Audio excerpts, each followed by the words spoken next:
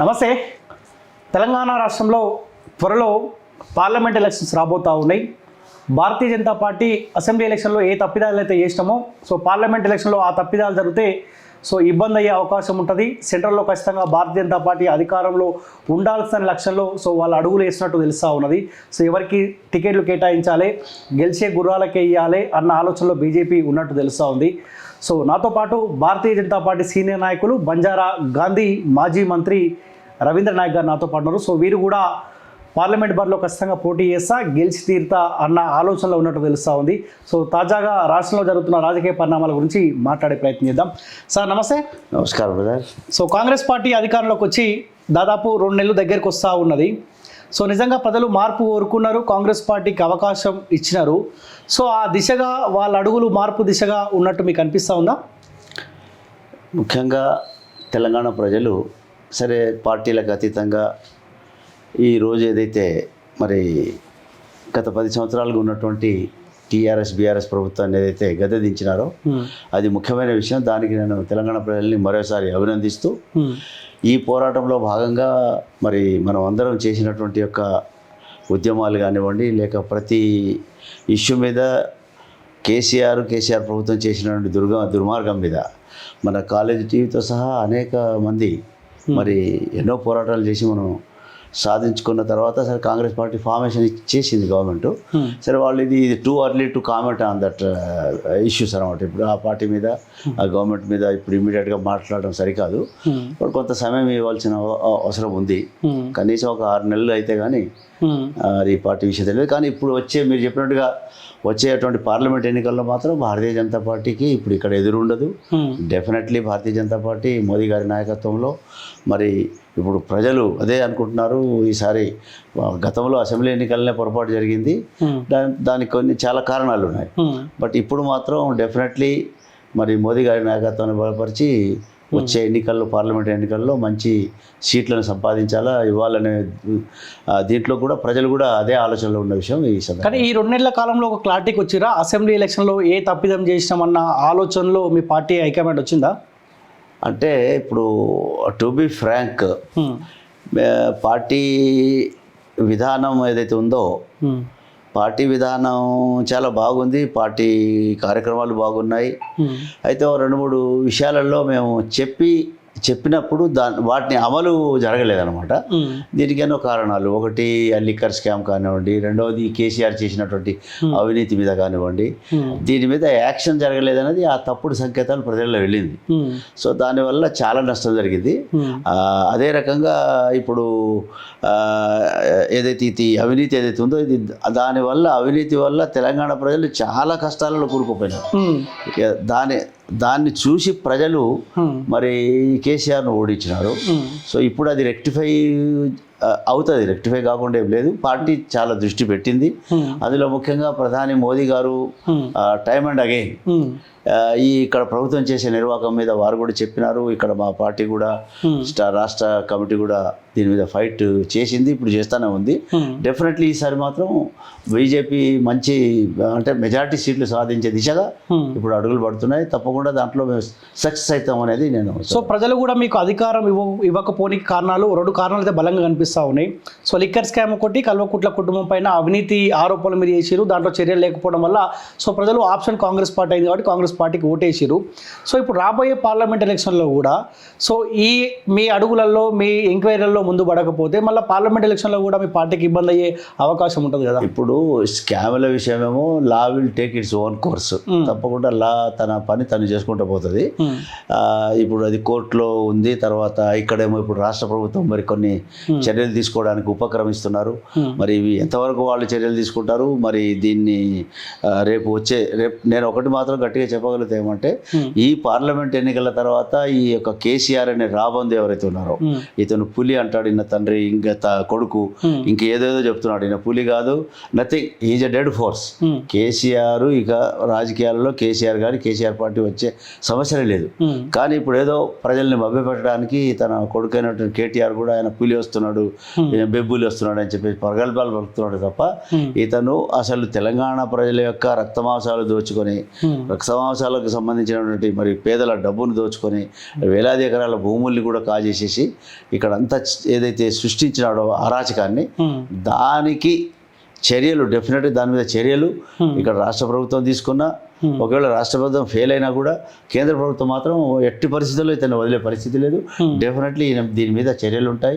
నేను ఈ యొక్క గత ప్రభుత్వం చేసిన నిర్వాహకం ఏదైతుందో గత ప్రభుత్వంలో జరిగినటువంటి అవినీతి కానివ్వండి, ఈ భూములు కాజేయడం కానివ్వండి, అసలు ఏ ఫీల్డ్లో చూసినా కూడా అన్ని చోట్ల అవినీతి జరిగింది.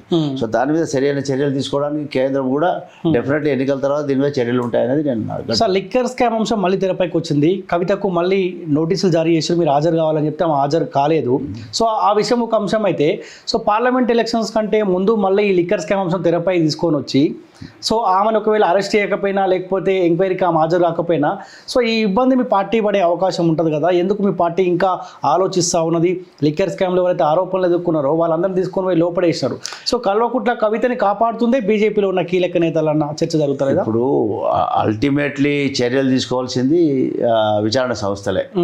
సో దీనికి డెఫినెట్లీగా విచారణ సంస్థలు తన పని తాను చేస్తారు. కానీ కేంద్ర ప్రభుత్వం కూడా దీని మీద చర్యలు డెఫినెట్లీ తీసుకునే పరిస్థితులు ఉన్నాయి.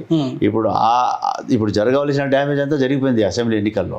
ఇప్పుడు డెఫినెట్గా ఇప్పుడు మోదీ గారి నాయకత్వాన్ని బలపరిచి రేపు దేశం ముందు నడవాలన్నా, దేశం అభివృద్ధి జరగాలన్నా, ప్రపంచంలోనే మనం మూడో శక్తి ఎదగాలని చెప్పేసి ఏదైతే మరి మోదీ గారు ప్రయత్నం చేస్తున్నారో, లాంగ్ పెండింగ్ ఇష్యూస్ 100 సంవత్సరాల కొద్ది 500 సంవత్సరాలు పెండింగ్లో ఉన్నటువంటి సమస్య రామ మందిరం లాంటి సమస్యల్ని మరి వారు పరిష్కరించి ఈరోజు రామ మందిర నిర్మాణం కూడా జరిగింది. అదే రకంగా ఆర్టికల్ 370 కానివ్వండి, ట్రిపుల్ తలాక్ కానివ్వండి, ఒక ఆదివాసిని రాష్ట్రపతి చేయడం అనుకోండి, మహిళల సాధికారిత, అదేవిధంగా మహిళలకు 33% రిజర్వేషన్లు కానివ్వండి, ఇట్లా గొప్ప గొప్ప కార్యక్రమాలు మోదీ గారి నాయకత్వంలో భారతీయ జనతా పార్టీ ప్రభుత్వం చేసింది. దీన్ని ప్రజలు ఇప్పుడు ఆలోచిస్తున్నారు. మొన్న ఎలక్షన్లో ఏంటంటే ఎమోషన్గా మీరు చెప్పినట్టుగా 2 ఇష్యూస్ని మరి తప్పుగా మరి అంటే అది మిస్ కమ్యూనికేషన్, అంటే ఏదో కేంద్రమే చర్యలు తీసుకోలేదని చెప్పేసి ఒక రాంగ్ ఒక దీని మీద మరి ఆ విధంగా మొన్న పార్టీకి నష్టం జరిగింది తప్ప డెఫినెట్లీ మోదీ గారి నాయకత్వమే ఈ దేశానికి శరణం. కాబట్టి ఇప్పుడు ఈ ఏదైతే లిక్కర్ స్కామ్ ఉందో డెఫినెట్లీ దాని మీద చర్యలు ఉంటాయి.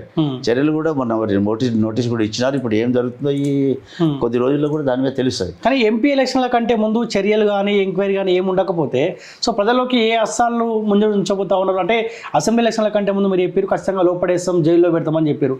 ఇప్పుడు ఏ అస్సాలను మేము భారతీయ జనతా పార్టీ వాడుకోబోతా ఉంది? ఇప్పుడు ముఖ్యంగా మొన్న నోటీస్ ఇచ్చినారు. ఆ నోటీసులకు మరి వారు ఏదో తప్పించుకొని ఏదో జవాబు ఇచ్చి నేను రావడం లేదు ఇది అది అని చెప్పేసి వారు చెప్తున్నారు. అయితే అది కోర్టులో ఉంది ఇష్యూ యాక్చువల్లీ. సో దాని మీద ఇప్పుడు మనం కాంట్రవర్షియల్గా స్టేట్మెంట్ ఇవ్వడం కన్నా డెఫినెట్లీ ఇప్పుడు కోర్టు కూడా దాని మీద ఏదైనా డెసిషన్ ఇవ్వచ్చు. ఇచ్చిన తర్వాత మరి ఏజెన్సీ నెక్స్ట్ స్టెప్ ఏ విధంగా ఉంటుంది అనేది మనం కొద్ది రోజుల్లో చూడబోతాము. దాని మీద చర్యలు డెఫినెట్గా ఉంటాయనేది నేను ఈ సందర్భంగా తెలియజేస్తున్నాను. ఓకే, సో పార్లమెంట్ ఎలక్షన్స్ ఎట్లా ఉండబోతున్నాయి? రాబోయే ఎలక్షన్స్ ఎన్ని సీట్లు టార్గెట్ పెట్టుకుంటున్నారు? పార్లమెంట్లో నేను గట్టిగా చెప్పగలిగేది ఏమంటే ఇప్పుడు అసెంబ్లీకి పార్లమెంట్ డిఫరెన్స్ ఏంటంటే ఇప్పుడు కేంద్రం నుంచి ఇప్పుడు మొన్న ముఖ్యమంత్రి గారు ఢిల్లీకి వెళ్ళినారు. ఢిల్లీకి వెళ్ళి మరి ఇక్కడ బడ్జెట్ గురించి కానివ్వండి, ఇక్కడ నిధుల గురించి కానీ కూడా వారు మాట్లాడడం జరిగింది. అంటే దీన్ని కూడా ప్రజలు అర్థం చేసుకుంటున్నారు. అంటే కేంద్రం యొక్క సహకారం ఉంటే తప్ప ఇది ముందుకు నడవదు, కేంద్ర సహకారం కూడా అవసరం అనేది ప్రజలు కూడా గుర్తించినారు. కాబట్టి సరే ఇక్కడ ఏదో రాష్ట్ర ప్రభుత్వం కాంగ్రెస్ ఇచ్చినా కూడా కేంద్రం మోదీ గారి ప్రభుత్వం రావాలనే దాని మీద ఆ ఆలోచనలో ప్రజలు వచ్చినారు. సో కేంద్రంలో మోదీ గారి ప్రభుత్వం రావాలంటే ఇక్కడ ఎక్కువ ఎంపీ సీట్లు గెలిపించాలనే ఒక దీంట్లో ప్రజల ఆలోచన కూడా మొదలైంది. డెఫినెట్లీ ఈ 12 సీట్ల వరకు డెఫినెట్లీ మేము గెలిచేటువంటి అవకాశాలు ఉన్నాయి. ఏ పార్టీతో మీ పోటీ? కాంగ్రెస్ అనుకుంటారా బీఆర్ఎస్? ఇప్పుడు బీఆర్ఎస్ ఇక నో మోర్. బీఆర్ఎస్లో ఇప్పుడు ఉన్న ఎమ్మెల్యేలే మరి ఇంకా ఎన్ని రోజులు ఉంటారో తెలియదు. కానీ ముఖ్యంగా ఇప్పుడు బీజేపీ తర్వాత కాంగ్రెస్ మధ్యలోనే పోటీ ఉంటుంది. సో ఇప్పుడు కాంగ్రెస్ కూడా పోటీలో అంటే కేంద్రంలో మోదీ గారు రావాలనుకున్నప్పుడు కాంగ్రెస్ కూడా పెద్దగా ఫోర్స్ కాదు. ఇప్పుడు మోడీనే ఫోర్స్ఫుల్గా మోడీ గారి ప్రభుత్వం వారి నాయకత్వంలో మరి బీజేపీ డెఫినెట్లీ ఎమర్జ్ అవుతుంది అన్నమాట ఈ సిచ్యువేషన్లో. సో బీఆర్ఎస్ పార్టీ అధికారం 2 దఫాలుగా వాళ్ళకి అవకాశం ఇచ్చినప్పుడు సో ఏ తరహాలో ప్రజలను ఇబ్బంది పెట్టారో మనందరికీ తెలుసు. కానీ ఆ తప్పిదాలు మొత్తం మర్చిపోయి సో ప్రజలారా తప్పైంది, కొన్ని తప్పులు చేసిన మాట వాస్తవం అని చెప్పి కాస్త సానుభూతితోటి ప్రజలకు వెళ్ళే ప్రయత్నం కేటీఆర్ చేస్తూ ఉండు. ఇక్కడ ఏమన్నా ఆ పార్టీకి కలిసి వచ్చే అవకాశం ఉంటుందా? ఇప్పుడు కేసీఆర్ కానీ కేటీఆర్ కానీ వారి కుటుంబం కానీ వారి అవినీతి మీద ఇన్ని లోకం కోడే కూర్చొని దాని మీద ఒక మాట మాట్లాడరే, దాని మీద జవాబే లేదు. సరే మేము చేసినాము చేయలేదు లేక ఇది అంత రాంగ్ అని చెప్పడం లేదు. వాళ్ళు ఎంతసేపు పులి వస్తున్నాడు, మా తండ్రి వస్తున్నాడు, ఇప్పుడు లేస్తున్నాడు, ఇప్పుడు కూర్చున్నాడు అని చెప్పేసి ప్రగల్భాలు తప్ప దాంతో కూడా ప్రజలు మన్నించారు ఇప్పుడు. ఎందుకంటే ఈరోజు మనం తెచ్చుకున్న నీళ్లు నిధులు నియామకాలు ఏమో అనుకున్నామో దాని మీదనే ఇప్పుడు నీళ్లు అసలు జాడ లేకుండా పోయింది, నిధులు ఎక్కడ పోయినాయి అనేది ఇప్పుడు ప్రజలు ఆలోచన చేస్తున్నారు. లక్షలాది కోట్లు మరి మిస్యూజ్ చేసినారు, డైవర్ట్ చేసినారు. దీంట్లో దళితులు కానీ గిరిజనులు కానీ అదేవిధంగా కుల వృత్తుల వాళ్ళు కానివ్వండి, తర్వాత మహిళలు కానివ్వండి, నిరుద్యోగులు కానివ్వండి, ఈవెన్ రైతులు కూడా ఏ వర్గానికి కూడా మేలు జరగకుండా ప్రతి వర్గం ఈరోజు ఈ కేసీఆర్ ప్రభుత్వం వల్ల అది కేవలం తను ఏదో ఈ బంధు ఆ బంధు అని చెప్పేసి పిటకథలు చెప్పి ప్రజల్ని మభ్యపెట్టి తను చేసిన తప్ప ఇప్పుడు ప్రజలు నమ్మే పరిస్థితులు లేరు. ఎందుకంటే కేసీఆర్ మాట్లాడేది కేవలం పచ్చి అబద్ధాలు.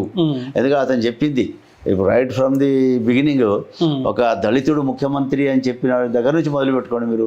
డబుల్ బెడ్రూమ్ ఇళ్ళు కానీ, మూడు ఎకరాల భూమి కానివ్వండి, ఇంటికో ఉద్యోగం కానివ్వండి, ఏది అతను చెప్పింది మేనిఫెస్టోలో ఉంది ఒకటి చేయలే. కేవలం తను డబ్బు సంపాదించడానికి అవకాశం ఉన్న కార్యక్రమాలు చేసిన తప్ప అదే కాళేశ్వరం కానీ, తర్వాత అతను ముఖ్యమంత్రి కాగానే కృష్ణా గోదావరి పుష్కరాలు చేసినాడు. 1200 కోట్లు వృధాగా అక్కడ నీళ్లు లేకుండా బురదలో పుష్కరాలు చేసినాడు.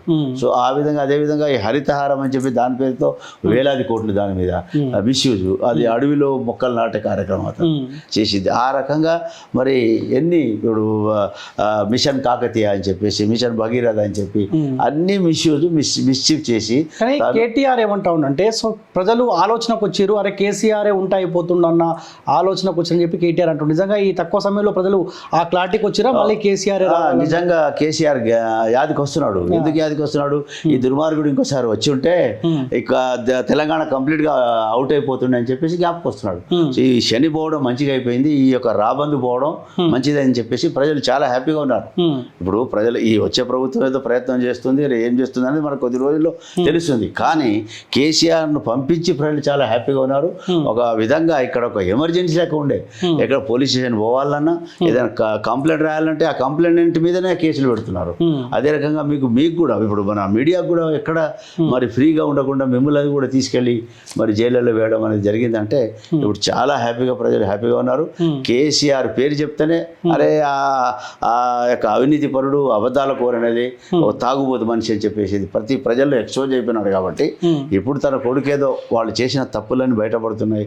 వాటి నుంచి డైవర్ట్ ఎట్లా చేయాలని ప్రజలను డైవర్ట్ చేసే ప్రయత్నం తప్ప అది వృధా ప్రయాస వాళ్ళతో జరిగేది ఏమీ లేదు.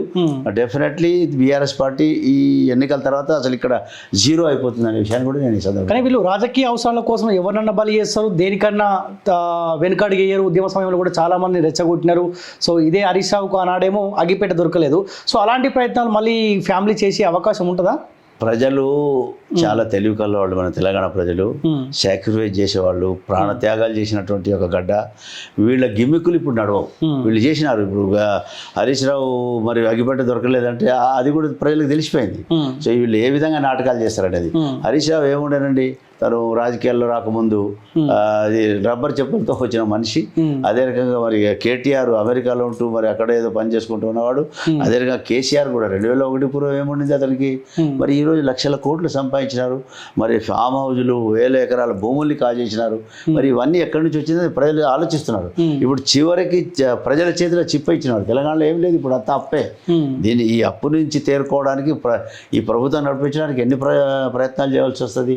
సో ఇది ప్రజలు గుర్తించినారు. వీళ్ళు కేవలం నాటకాలు ఆడుతున్నారు, వీళ్ళని నమ్మొద్దు కాక నమ్మొద్దు అనేది ప్రజలలో గట్టిగా పేరుకుపోయింది అనమాట. సో ఒకనొక దశలో కేసీఆర్ మీలాంటి ఉద్యమకారులకు ఇబ్బంది పెట్టినప్పుడు సో మీరు కూడా చాలా సందర్భాల్లో మాట్లాడారు, ఖచ్చితంగా మాలాంటి ఉద్యమకారుల ఉసురు కేసీఆర్కు తగులుతుందని చెప్పి చాలా సందర్భాల్లో మాట్లాడారు. సో నిజంగా మీలాంటి ఉద్యమకారుల ఉసురు కేసీఆర్కు తగిలింది, అధికారానికి దూరమైంది అనుకోవచ్చా? నేను ఉసురు తగిలింది అని కానీ ఏదో ఆ రోజుల్లో నేనే అప్పుడు ఇక ఈ తెలంగాణ రాష్ట్ర రాష్ట్ర ఏర్పాటు జరిగిన తర్వాత మళ్ళీ మేము వేరే ఏ పార్టీలో పోవాలని ఒక దుఃఖంతో ఆ రోజుల్లో ఏదో శపించినట్టు చేసినాం కానీ ఆ శాపంతో ఏం కాలేదు కానీ ప్రకృతి మాత్రం కేసీఆర్ని శిక్షించింది. డెఫినెట్లీ నేను ఒక సినిమా చూసిన, సాక్ష్యం సినిమా. ఆ సినిమాలో ఒక విధంగా ఏ విధంగా ఒక ఫ్యామిలీని కానీ లేక అక్కడ ప్రజల్ని హరాస్ చేసే వాళ్ళను వాళ్ళు చేస్తూ పోతుంటే లాస్ట్కి ప్రకృతి అనే వికటించి సర్వనాశనం చేసింది. అట్లా కేసీఆర్ను డెఫినెట్లీ రాజకీయంగా కంప్లీట్గా వాషౌట్ చేసింది. సో ప్రకృతి డెఫినెట్లీ మరి ఈ విధంగా శిక్షించనేది కేసీఆర్ గుర్తించుకోవాలని. మీలాంటి వాళ్ళకు కూడా ఒక సంతోషకరమైన విషయమే కదా, మీరు అధికారంలోకి రాకుండా కానీ సో ఒక కేసీఆర్ చేతిలో అధికారం మేము చాలా హ్యాపీ. ఇప్పుడు ఏంటంటే ఈ కేసీఆర్ లాంటి దుష్టుడు, ఎందుకంటే నేను స్వతహాగా రాజకీయాలలో ఎదిగి ఒక సామాన్య గిరిజన కుటుంబం నుంచి మరి ఏదో కొంత కార్యక్రమాలు చేస్తూ ఒక చరిత్ర సృష్టించి ఉన్నటువంటి వ్యక్తి నాలాంటి వాళ్ళని మోసం చేసినాడు. సో మా రాజకీయ జీవితానికి బలిపెట్టినాడు. మాకు ఫైనాన్షియల్లీ కానివ్వండి, ఆస్తులు కానీ మేము అన్నీ పోగొట్టుకున్నాం మూమెంట్లో. ఈరోజు మేము కిరాయి ఇళ్లలో ఉండవలసినటువంటి పరిస్థితి క్రియేట్ చేసినాడు. తనేమో మూమెంట్ జరుగుతుంటే ఆస్తులు సంపాదించుకున్నాడు. మేము మాకున్న కొద్ది గొప్ప ఆస్తుల్ని మేము అమ్మేసేసి మేము మూమెంట్ చేసి మూమెంట్లో ఉండి పార్లమెంట్లో గట్టిగా మాట్లాడి వాయిస్ ఇచ్చి చేస్తే మాకు తీరని ద్రోహం చేసినాడు. నేనే కాదు, నాలాంటి వాళ్ళు చాలా మంది. ఈ రోజు మీరు అన్నది వాళ్ళ పేర్లు ఏం చెప్పాలి, ఇంతమంది ఒక పేరు చాలా మంది ఉన్నారు కాబట్టి అనేక మందికి మోసం చేసి అందరి కష్టార్జితం మేమంతా కష్టపడి ఒక మూట అంటే ఒక తెలంగాణ తెస్తే అది ఎత్తుకొని పోయినాడు కేసీఆర్. సో అది మరి ప్రకృతి డెఫినెట్లీ దేవుడు ఏం చేసినాడో చేయలేదు కానీ ప్రకృతి మాత్రం కేసీఆర్కి సరైనటువంటి శిక్ష విధించింది. ఇంకా శిక్ష అనుభవించాలా, ఇతను జైల్లో ఊచలు లెక్కపట్టవలసిందే. సో ఇతనే కాకుండా ఇతని సహకరించినటువంటి ఐఏఎస్లు ఐపీఎస్లు, అదే రకంగా ఇతను వందమాగదులు, అదే రకంగా ఇతను బినామీలు, వీళ్ళందరినీ డెఫినెట్లీగా ఊచలు లెక్క పెట్టే విధంగా ఇప్పుడు రాష్ట్ర ప్రభుత్వం కానీ రాష్ట్ర ప్రభుత్వం ఫెయిల్ అయితే కేంద్ర ప్రభుత్వం డెఫినెట్లీ చర్యలు తీసుకుంటుంది అనే విషయం నాకు నమ్మకం ఉందనే విషయం తెలియజేస్తున్నాను. సో ఈ పార్లమెంట్ ఎలక్షన్లో మీరు పోటీ చేద్దామన్న ఆలోచనలో ఉన్నారా? డెఫినెట్లీ, ఎందుకంటే ఇప్పుడు ఇక ఇది last and final election for me. So ఈసారి నేను చేయాలని చెప్పేసి అనుకుంటా. ఇంతకుముందు నేను వరంగల్ జనరల్ సీట్ నుంచి కూడా ఎంపీగా గెలిచిన. అదే రకంగా నల్లగొండ జిల్లాలో నేను అక్కడ 2 సార్లు ఎమ్మెల్యేగా మంత్రిగా పనిచేసినటువంటి చరిత్ర నాకు ఉంది. అక్కడ నల్గొండ జిల్లాలో మరి నేను ఎక్స్పెక్ట్ చేస్తున్నాను నాకు అక్కడ టికెట్ ఇవ్వాలని. మరి పార్టీ ఏ నిర్ణయం తీసుకున్నా డెఫినెట్లీ పార్టీకి అయితే నేను రిక్వెస్ట్ చేస్తున్నాను నాకు ఇవ్వాలి అని చెప్పేసి. మరి గిరిజనులలో మరి కొంత మరి సమాజంలో పనిచేస్తూ తిరుగుతున్నటువంటి వ్యక్తిగా నన్ను గుర్తించాలని ఒకసారి నాకు అవకాశం ఇవ్వాలని కూడా నేను ఈ సందర్భంగా తెలియజేస్తున్నాను. సో అసెంబ్లీ ఎలక్షన్లో కాస్త మీరు ఈజీగా తీసుకున్నప్పుడు కూడా పార్లమెంటు ఎలక్షన్స్ కాస్త సీరియస్గా తీసుకునే అవకాశం ఉంటుంది డెఫినెట్లీ. ఈ కోణంలో మీకు టికెట్ వస్తారు మీరు అనుకుంటా ఉన్నారా? సానుకూలంగా మీ పార్టీ ఉందా మీ పైన? డెఫినెట్లీ ఇస్తారని చెప్పేసి నాకు నమ్మకం ఉంది. తర్వాత నేను గెలవడానికి కూడా, ఎందుకంటే నాకు ఒక చరిత్ర ఉంది. నేను ఒక సమాజాన్ని షెడ్యూల్ ట్రైబ్గా గుర్తింపజేయడమే కాకుండా తెలంగాణ మూమెంట్లో యాక్టివ్గా నేను ఒక పార్లమెంట్ సభ్యునిగా పార్లమెంట్లో మాట్లాడింది నేనే. ఒక 6 సార్లు నేను మాట్లాడినా తప్ప కేసీఆర్ మాట్లాడాడు తెలంగాణ ఆవశ్యకత గురించి, తెలంగాణ ఎందుకు మేము అడుగుతున్నాము, మరి యూపీఏ ప్రభుత్వం తన ఎజెండాలో పెట్టినటువంటి అంశాన్ని నేను పదే శ్రీకృష్ణ కమిషన్ ముందు కూడా నేను ఎన్నోసార్లు ధర్నాలు చేయడం కానీ, అదేవిధంగా వాళ్ళ ముందు ఆ దృష్టికి తీసుకురావడం కానీ, మరి నేను చేసినంత కార్యక్రమం కనీసం కేసీఆర్ కూడా చేయలే. కానీ కేసీఆర్ ఏమో అందరినీ మోసం చేసి తను ముఖ్యమంత్రి అయిన తర్వాత మా అందరి జీవితాలతో ఆటలాడినటువంటి వ్యక్తి కాబట్టి నాకు మంచి అవకాశాలు ఉన్నాయి. ఆల్రెడీ నేను ఒక జనరల్ సీట్లో గెలిచి ఉన్నటువంటి వ్యక్తిగా, అదే రకంగా నేను 1998లో ఖమ్మం నుంచి కూడా నేను పోటీ చేసి మంచి ఓట్లు కూడా సాధించినటువంటి చరిత్ర కూడా ఉంది. సో మొన్నటి అసెంబ్లీ ఎన్నికలంటే మరి ఆ రోజు ఆ వేవ్ ఉండడం వల్ల మరి ఆ విధంగా జరిగింది తప్ప ఇప్పుడు పార్లమెంట్ ఎన్నికల్లో మన బీజేపీ పార్టీ వేవ్ ఉంటుంది డెఫినెట్లీ. ఎందుకంటే దేశాన్ని దృష్టిలో పెట్టుకొని దేశ అభివృద్ధి గురించి, మోదీ గారి నాయకత్వం గురించి డెఫినెట్లీ ప్రజలు ఆశిస్తున్నారు. ఈ దేశానికి మంచి జరుగుతుందని చెప్పి ఆశిస్తున్నారు. కాబట్టి నేను నమ్మకం నాకు ఉంది, నాకు సీట్ వస్తుందని చెప్పేసి కూడా ఈ సందర్భంగా. సో ప్రజాబలంతో పాటు ఆర్థిక బలం కూడా ఖచ్చితంగా ఉండాలి. పార్టీ ఆ కోణంలో కూడా ఆలోచిస్తుంది. మీరు ఇంతమందికి కేసీఆర్ కోసమే ఆస్తులు మొత్తం అమ్ముకున్నారు. సో కిరాయి ఇంట్లో ఉంటున్న పరిస్థితి. సో ఈ కోణంలో పార్టీ ఆలోచిస్తే ఆర్థికంగా బలంగా ఉండే నాయకుని కూడా చూస్తుంది కదా. అందుకు ఇప్పుడు నేను కార్యక్రమం చేసినటువంటి నా కార్యక్రమాలు కానివ్వండి, అదేవిధంగా మా అనుయాయులు కానివ్వండి, మా యొక్క సమాజం కానివ్వండి, ప్రతి ఒక్కరు నాకు సహకరించడానికి రెడీగా ఉన్నారు. అది ప్రాబ్లం ఏం లేదు. డబ్బు విషయంలో కానీ ఇంకా వేరే విషయంలో కూడా ఏది ఇబ్బంది ఉండదు. కానీ పార్టీ గుర్తించి డెఫినెట్లీ ఎంకరేజ్ చేయాలనేది నేను ఈ సందర్భంగా కోరుతున్నా.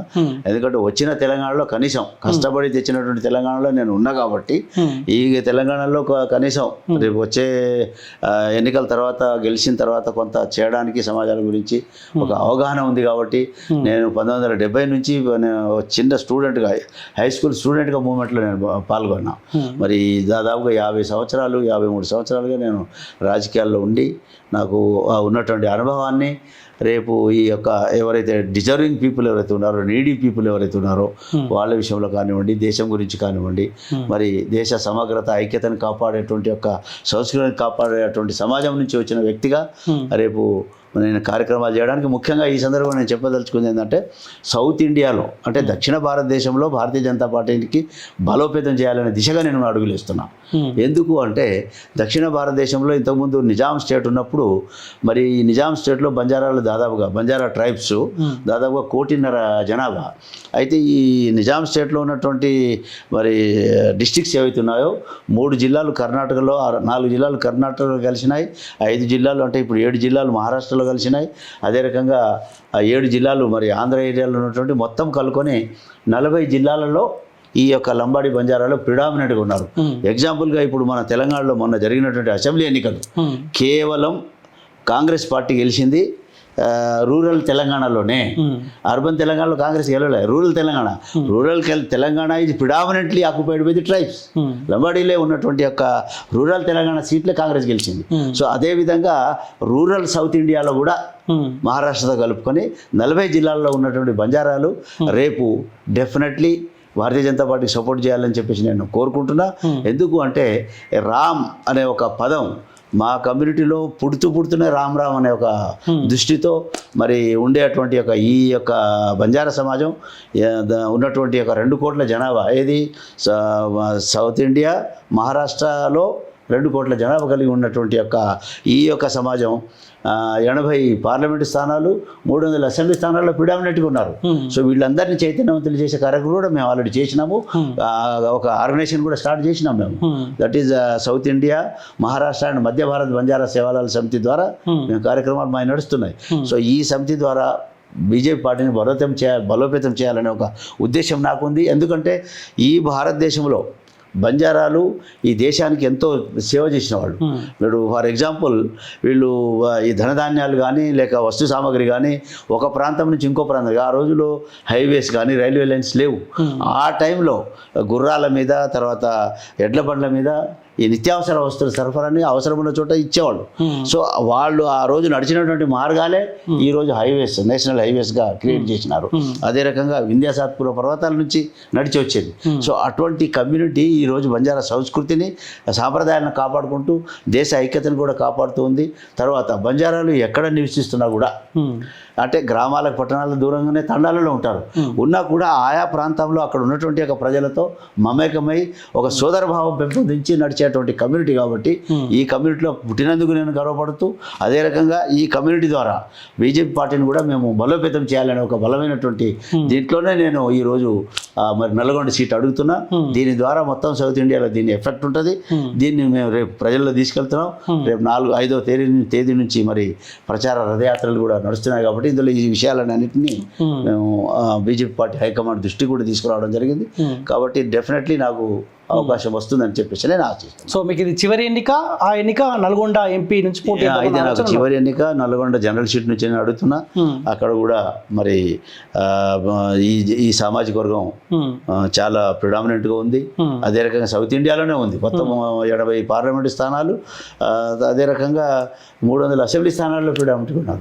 సో వీళ్ళని చైతన్యం చేయవలసినటువంటి అవసరం కూడా ఉంది.